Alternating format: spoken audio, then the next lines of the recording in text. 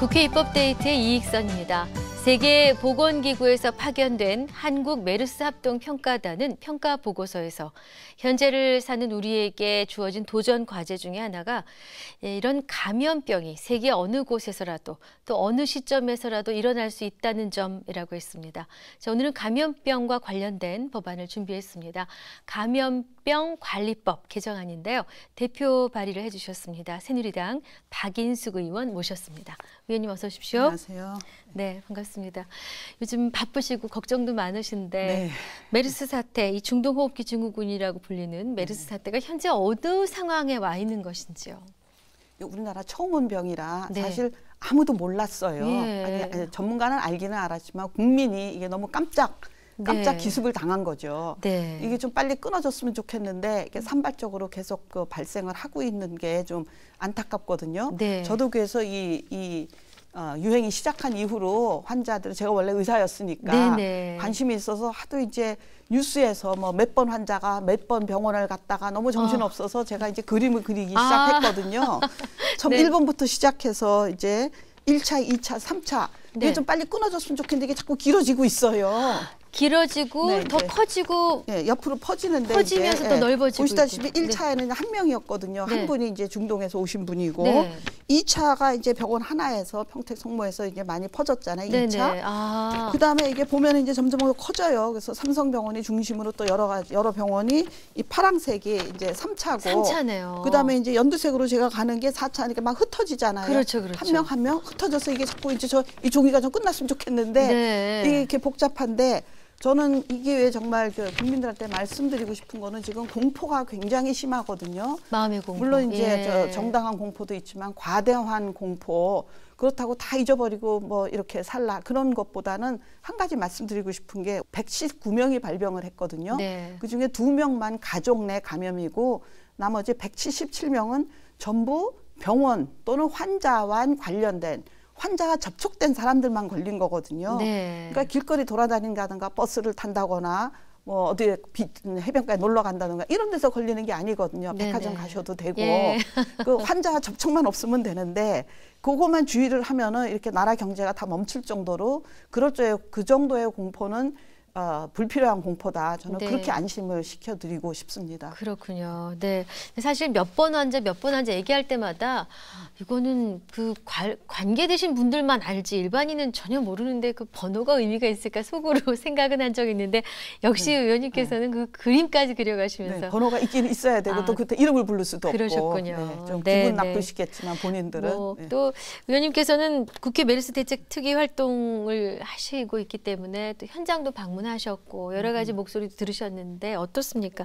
위원회 활동을 하시면서 현장에서 청취하신 여러 가지 이야기들 또 활동하신 동안에 고충도 많으셨을 것 같은데요. 현장 많이 갔죠. 네. 당에서도 갔고 국회 특위에서도 갔고 보건소 그리고 국립의료원은 이제 중앙 메르스 병원으로 됐고 폐쇄된 병원 메디힐 병원 갔고 네네. 약국도 갔고 또 소방서도 갔고 경찰서도 갔고 네. 한마디로 다들 너무너무 고생을 하고 계세요. 그러시죠. 환자분과 가족들의 고생은 말할 것도 없지만 네. 가장 안타까운 게 의료진. 네네. 의료진은 그냥 고생이 아니라 생명을 걸고 네. 생명을 무릅쓰고 간호사, 의사 또 그 병원에서 일하는 분들 전부 그 무거운 중장비를 입고 네. 정말 이렇게 더운데 이 고생하시는 분들이 너무 안타깝고요. 또 저희가 잊어버리면 안 될 게 이렇게 고생하시는 뒤에 계신 분들도 그렇지만 일반 환자들, 네. 저 대형 병원 같은 데는 하루에 환자가 8,000명, 9,000명, 뭐 1,000명, 2,000명 되는 데도 많지만 네. 그 환자들이 지금 병원을 못 가고 약을 못 하고 있어요. 그 환자들에 대한 처치도 우리가 굉장히 생각을 해야 될 부분인 네. 것 같습니다. 그렇군요. 근데 사실 저희가 뭐 메르스 하면서 중동호흡기 증후군을 마치 다 아는 것처럼 얘기를 하고 있지만 메르스가 뭔지 모르고요. 솔직하게. 그리고 예전에 참고를 했었던 사스도 사스 하면서도 몰랐지 않습니까? 네. 적어도 사스나 메르스 정도의 구분은 돼야 될 것 같은데요. 이 두 가지 네. 바이러스의 차이를 좀 알고 싶습니다. 저희가 이제 또 우스갯소리로 이제 저희가 의료진이 아는 거나 일반인들도 너무 유식해졌어요. 네. 하루 종일 종편도 보고 뭐 텔레비전 보면서 그냥 네. 왜냐하면 의료진들도 별로 잘 생소한 병이기 때문에 네. 그래서 제가 요약을 해봤거든요. 예. 사람들이 또 하나 지적하는 게 옛날 사스 때는 이렇게 퍼지고 난리가 안 났는데 오히려 우리가 막 김치를 먹었다 이런 네. 이제 우스갯소리가 돌 정도로 우리나라에서는 이거 잘 막았잖아요. 예. 근데 이거는 웬 난리냐. 근데 가장 큰 차이가 그때는 딴 나라에서 먼저 중국, 홍콩 이런 데서 먼저 유행을 했거든요. 네. 우리 굉장히 긴장을 하고 방역도 하고 막았죠. 네네. 지금은 완전히 기습 공격을 당한 거예요. 그런 우리가 것 무방비 같습니다. 상태에서. 네. 근데 이제 바이러스는 코로나 바이러스라고 RNA라고 아주 작은 바이러스거든요. 그 네. 모양은 뭐 텔레비전에서 많이 봤을 테니까 네. 제가 말씀 안 드리는데 잠복기는 또 거의 비슷하고요. 사스는 굉장히 많았고 이 전 세계적으로 1,500명뿐이 안 돼요. 메르스는. 메르스는. 중동에서 많이 있지만 중동을 거쳐간 많은 사람들이 또 유럽으로 갔고 아. 미국으로 갔고 산발적으로도 그러네요. 있었어요.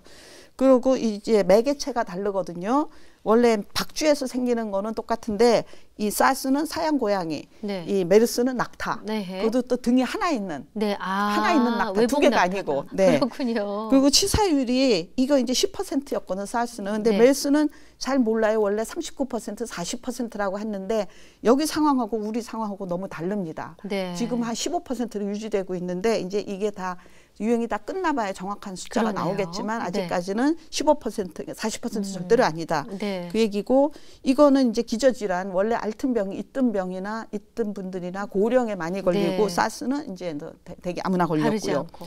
가장 중요한 게 아까도 말씀드렸죠. 메르스는 병원이나 환자와 접촉이 있는 사람들이 걸리고 길거리에서는 안 걸린다 이거죠. 네. 코로나 사스는 이제 지역사회 감염이 됐던 아. 거고요. 이게 굉장히 중요한 차이입니다. 그러네요. 근데 박쥐가 문제네요. 박쥐가 이제 숨어 사니까 걔네 몸에 뭐가 있는지 우리가 별로 박쥐한테 직접 물리는 것도 이제 열병이 생기는데 그런 네. 일은 별로 없잖아요. 박쥐는 그렇겠죠. 숨어 사니까. 아. 사양 고양이나 이제 낙타. 근데 사실 이 중동에서 나온 환자들도 낙타 고기를 직접 먹었거나 낙타 우유를 먹었거나 그런 사람 별로 없대요. 아직도 그렇군요. 그 전파 경로가 좀 미스테리로 남아 있습니다. 그렇군요. 네, 쉽지가 않아요. 이참에 근데 바이러스가 똑같으니까 그런 얘기를 하는 거죠. 네. 낙타에서 나온 바이러스하고 사람한테서 나온 바이러스 똑같으니까. 네. 그러니까 얘네가 원흉이다 하지만 어떻게 전염이 되는지 그건 아직 모른다고 합니다. 그렇군요. 참 해야 될 숙제가 많습니다. 네, 네. 그렇죠. 근데 사실 메르스 사태에 대한 얘기를 하자면은 초기 대응에 대해서 안타까운 마음을 이제 지울 수가 없지 않습니까? 네. 그때 좀만 잘했더라면 하는 아쉬움이 있는데 이번 확산의 원인 또 대응 과정을 지켜보셨죠? 어떻게 네. 판단하시는지요? 뭐 이제 굉장히 그 얘기가 많이 나오는데 네.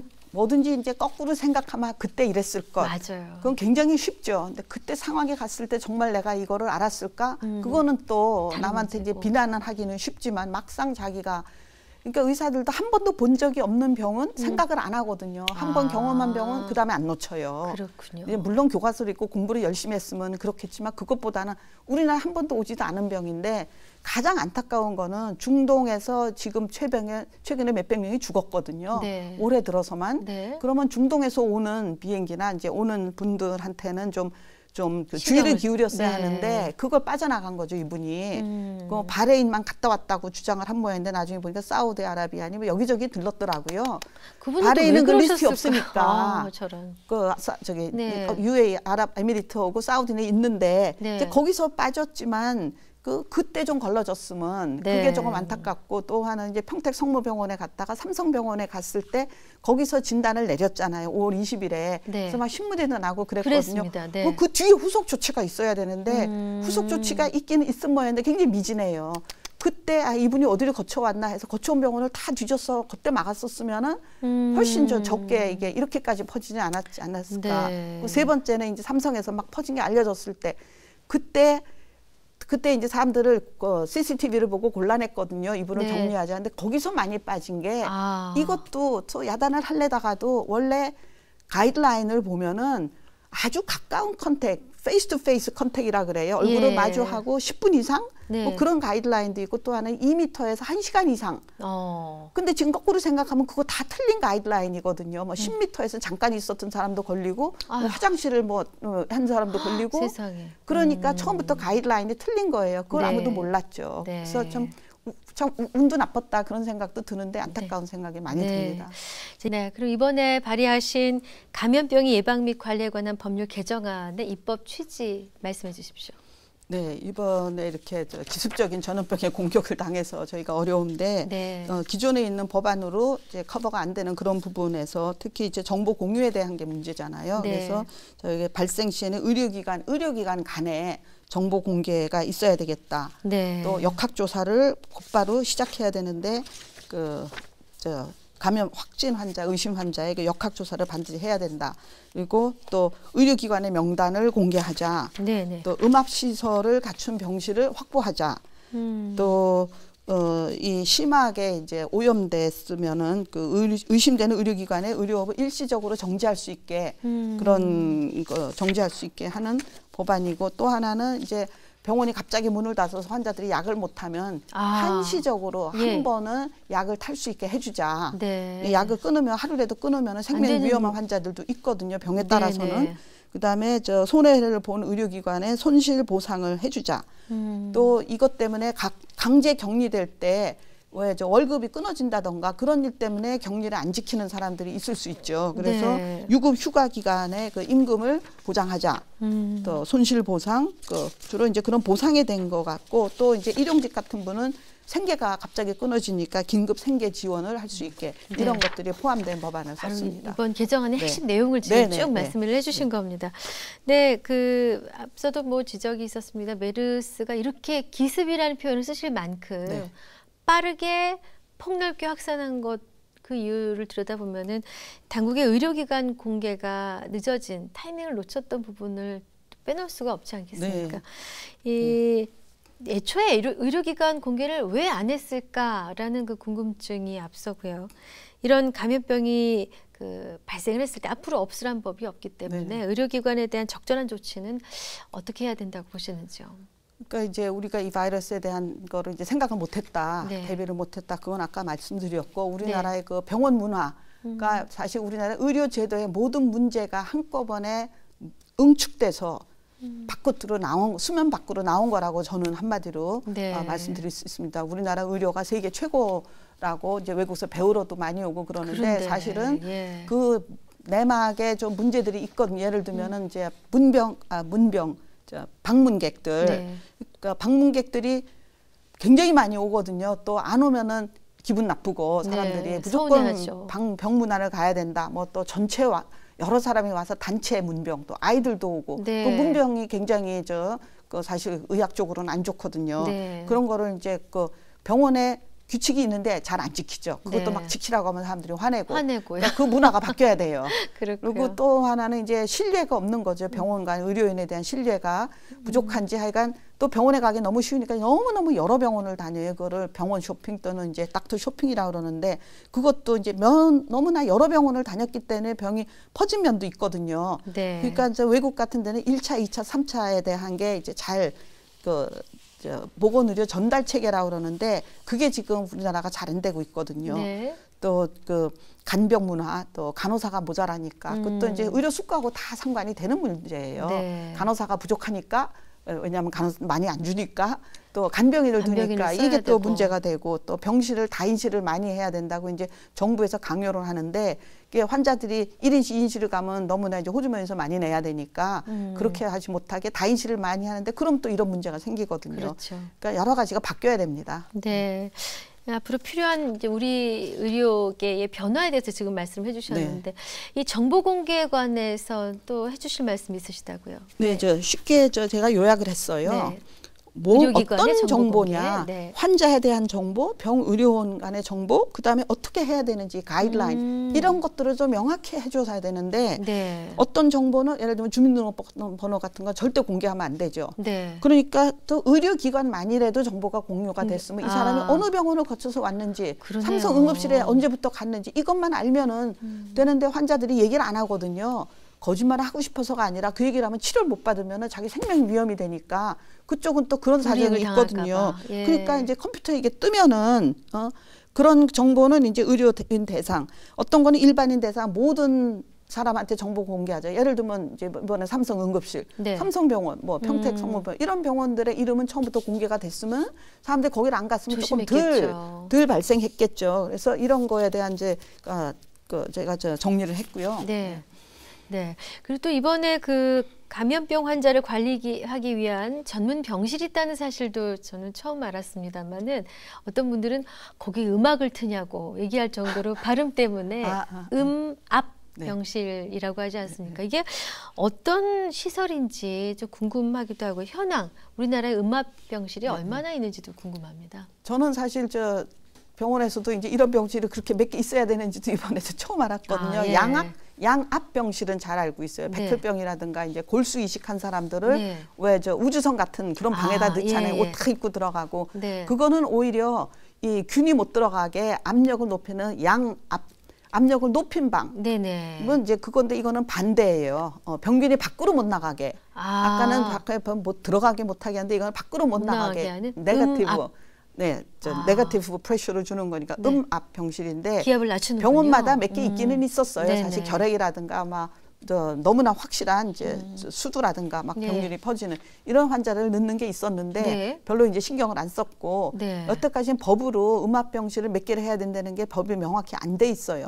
그러니까 이제 전염병 전담병원을 해야 된다 그런 얘기할 때 이제 이런 병실이 몇 개가 있어야 되고 이번에 이제 급하게 그 포터블 양수기처럼 그 포터블 기계를 갖다가 압력을 낮추는 그런 기계로 해서 이제 컨테이너 같은 데다가 급하게 만들기도 하고 국립중앙의료원은 그냥 그런 식으로 해서 환자들이 몰리니까 그거를 이제 음압병실이라고 합니다. 네.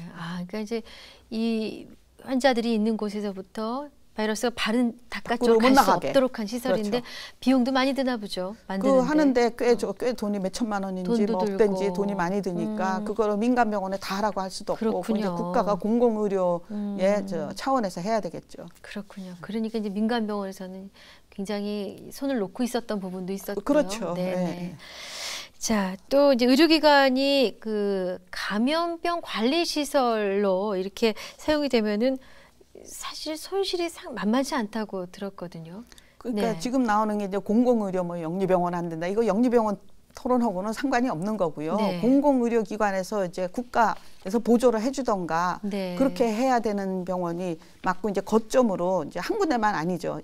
서너 군데에 정말 급성 전염병이 돌 때 그 병원에 다 모을 수 있는. 그러니까 이게 사실 환자가 여러 병원에 흩어지는 것도 안 좋거든요. 그러니까 너무 여러 개의 병원은 아니라 몇 군데 집중을 해서 거기 다른 환자 받지 말고 이 음압 시설을 많이 해놓고 그런데 모아서 해야지 그 전문성도 있고요. 이번 개정안에 그럼 그렇게 지정된 병원들을 위한 어떤 손실 보전 차원의 내용도 그거 있습니까? 있죠. 그리고 음압 병실을 병원에 새로 질 때는 해야 된다. 이런 것도 다 들어 있고요. 그렇군요. 네.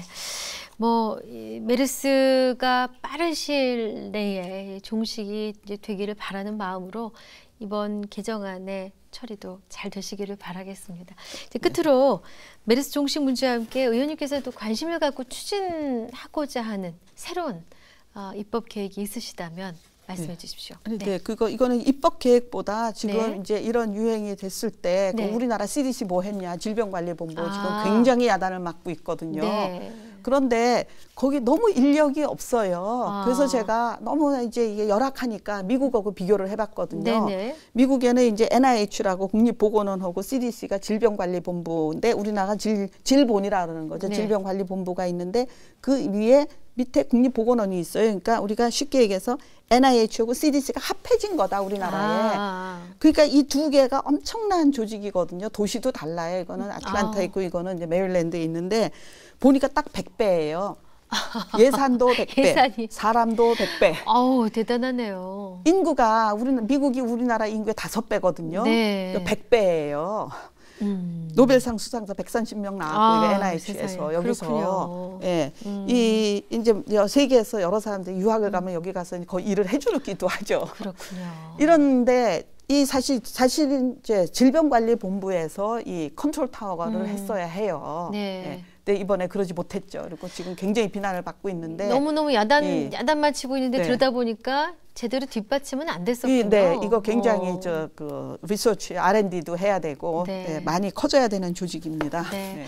자, 그럼 끝으로 짤막하게 관심을 두고 계신 현안이라든가 또 다른 계획이 있으시다면 알려주십시오. 제가 그 지하에 싱크홀 법안이라고 그래요. 네. 굉장히 중요한 거거든요. 이것도 싱크홀이 이제 막 생겨서 사람도 빠지고 차도 빠지고 그러잖아요. 맞습니다. 네. 그래서 그 법안에 이제 요지를 보면은 그 지하, 그러니까 쉽게 얘기해서 우리 땅 밑에 있는 지도를 그리자.